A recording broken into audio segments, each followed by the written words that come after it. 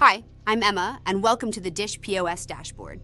In this tutorial, we show you how to change your password. The first step is to click on your username. To then open your profile settings by clicking on Profile. If you like to change your username, use the respective text field and change it. To change your password, you must enter your current password. To do so, use the corresponding text field and enter it. Once you entered your current password, type in a new password into the corresponding text field. Note: pay attention to the password safety bar below to see if your password is secure enough.